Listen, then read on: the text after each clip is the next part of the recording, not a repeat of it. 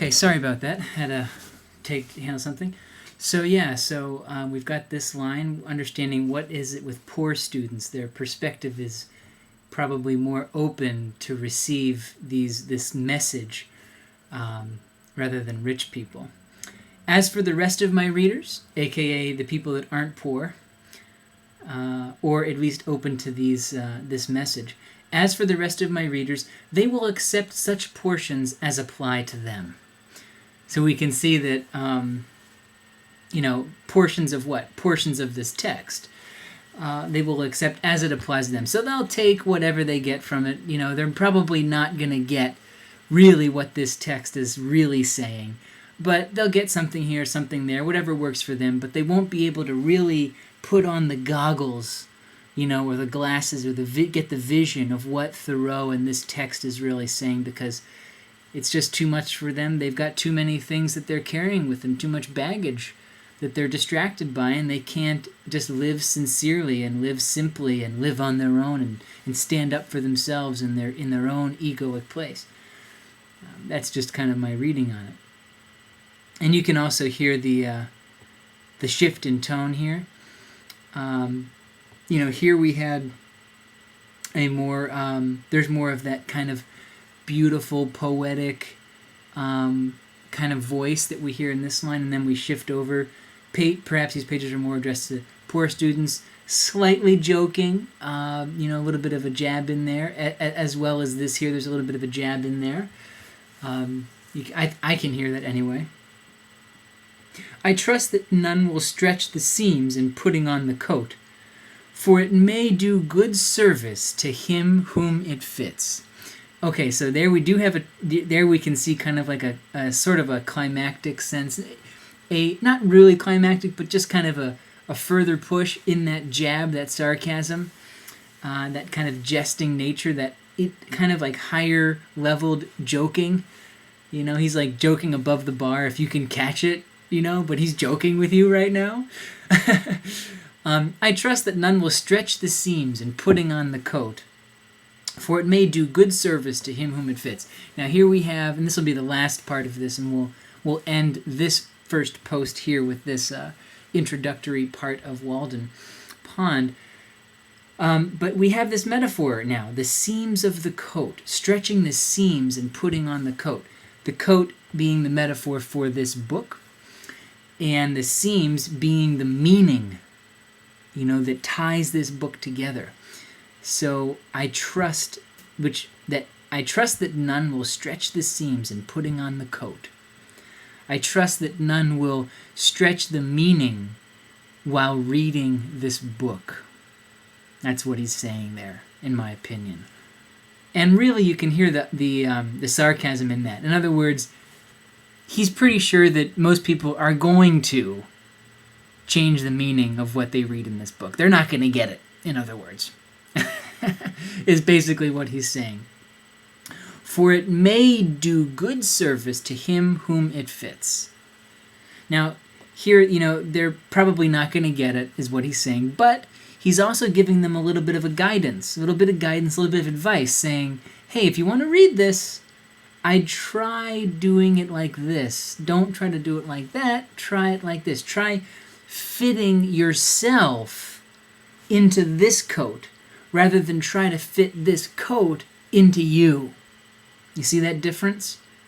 Try to get yourself into this world because it's such a unique, it's his world. Just like how he wants, the writers, where is that line? Right here.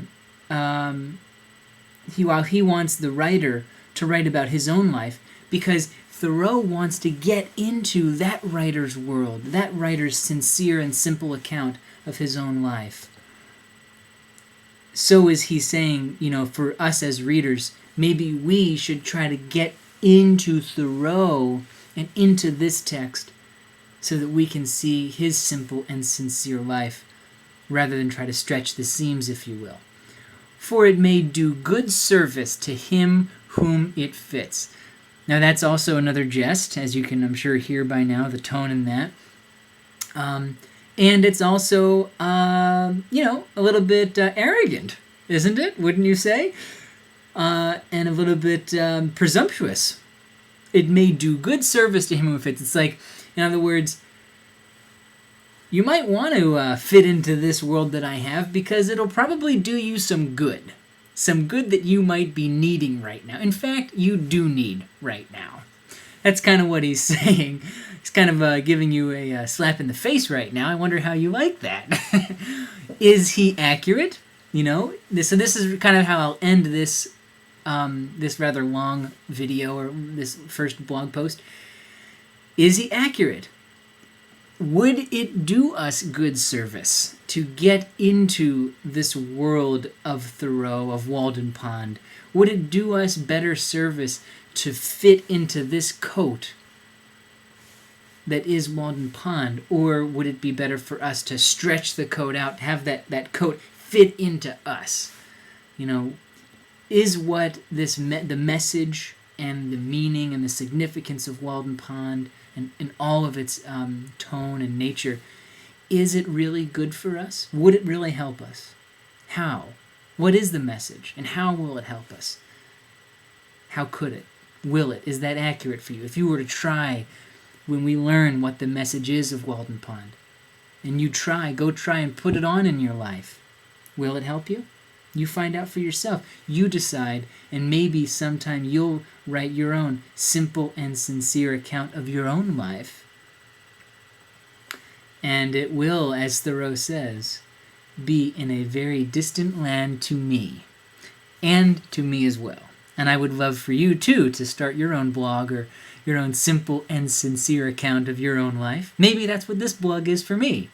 My own I'm a writer, simple and sincere account of my own life. So I cheers you all, and cheers to this blog, thejoyofliterature.blogspot.com, for all of us having a simple and sincere accounting of our own lives. God bless you all. I love you, and I hope you had a little fun time here and maybe getting a little bit antsy and excited and reading more Walden Pond. We've only been through 2 paragraphs. Look at all that we got into in just 2 paragraphs. I do have some ideas for my future posts and how we can work those. But, this is basically going to be the gist of this. So if this interests you, then you're in the right place. If not, maybe see if you can, instead of trying to stretch the seams of this coat, maybe you can fit inside of it. Who knows? But nonetheless, I hope it does do you good service. And I hope that this finds you well. And have a great day and have a great night wherever you may be on this fair planet. Have a great night, guys. I'll see you later.